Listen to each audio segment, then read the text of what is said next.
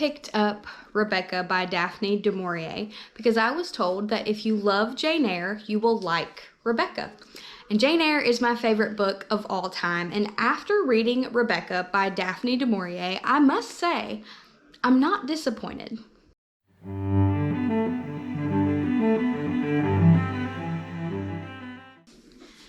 Hello friends, and welcome to my channel. My name is Haley and I am a Christian wife, homeschooling mother of 3, out to redeem my very own literary education. And in order to do that, I am working my way through all of the classics I could possibly think of and exploring new genres to me.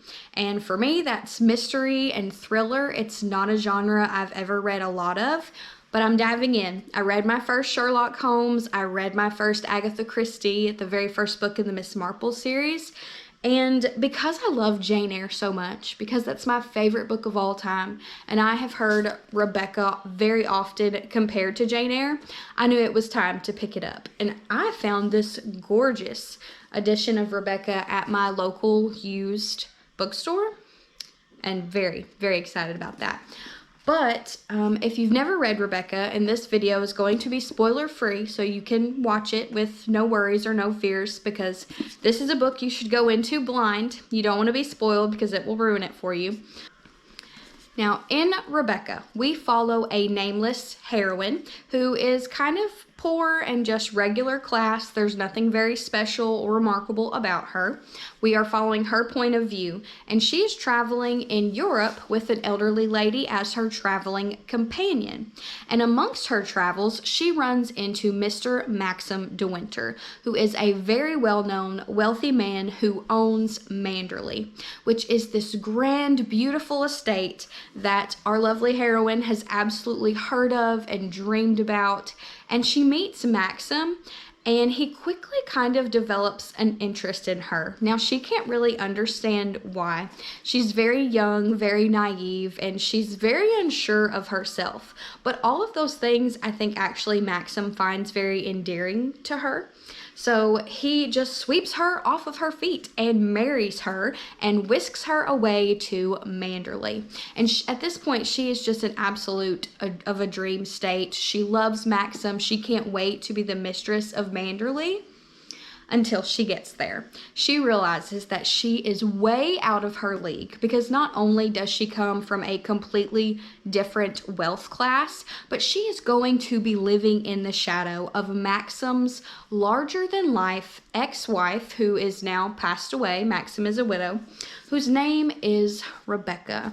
And everyone can't stop talking about Rebecca and how she did things and how wonderful and marvelous she was. And our poor nameless heroine, who is only ever referred to as Mrs. De Winter, is just constantly being bashed over the head with comparisons to Rebecca, and namely by the housemaid, Mrs. Danvers, who is honestly the reason why you can probably call this book Gothic literature like Jane Eyre, because Mrs. Danvers is creepy, honestly. She was Rebecca's, first-hand servant, lady, maid, however you want to call it, and she still lives at Manderley to oversee the house, and she absolutely hates our new heroine, Mrs. De Winter, and is bitter towards her and mean towards her because she misses Rebecca. She loved Rebecca. Everybody loved Rebecca. And this book made me feel really, really sad for our heroine. I felt like a lot of her problems and questionings came from her own lack of confidence. You could tell she was just really unsure of herself. And I kept thinking, girl, if you just take up some agency here. If you just own it and realize how much Maxim loves you and you're the mistress of Manderley, you could completely change your fate. But she just kind of submits to everything and to what everyone tells her to do. She doesn't do anything kind of of her own accord. And that's something that honestly kind of bothered me about the heroine. Like, I had a hard time enjoying her just because I felt like, number one, I felt sorry for her. But number two, I felt like a lot of it was her own doing. A lot of it was just because she didn't see herself in a really good, confident light.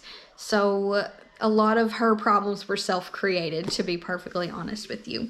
However, there's a plot twist in this book that you find out about, and I can't say because I don't want to spoil it for you, but it changes things for our heroine, and it changes the way she sees herself and sees the situation. And I wasn't expecting it to go that way. I kind of thought, oh, you had more in you than I thought you did once the plot twist happened. And so the second half of the book surprised me. I wasn't expecting the book to take it in that direction, and you'll honestly just have to read it to know what I'm talking about. But that's all I can really say without giving you any spoilers. It is worth the read, and it is very different from Jane Eyre, but in a lot of ways you could kind of see this as a Jane Eyre retelling, because our heroine, like Jane Eyre, is a lower class than the person that she loves. She deals with other people looking down on her because of that. However, unlike Jane Eyre, she's completely unsure of herself. At the very least, Jane Eyre knew who she was, and she knew she was worthy because she was a child of God, right? Which is what I love about Jane Eyre. But this heroine doesn't have that. Rebecca also has that grand estate Manderley, just kind of like you see in Jane Eyre, and it does have a gothic vibe just because of Mrs. Danvers. She makes this book really creepy. I feel like this would also be a really good fall or winter read, just kind of like Jane Eyre. But also what I found interesting in this book was the way that Maxim de Winter handles his situation with his wife versus how Mr. Rochester deals with his past. That's all I'll say without spoiling it.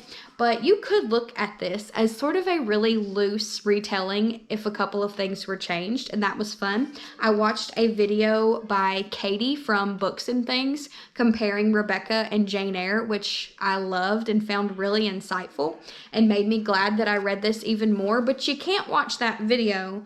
You can't watch that video without reading Rebecca and reading Jane Eyre because it's spoilery. But if you do enjoy Jane Eyre, I do think you'll enjoy Rebecca. Probably not as much, but you'll probably like it. So, if you've read Rebecca, please let me know in the comments below. And I will see you next time.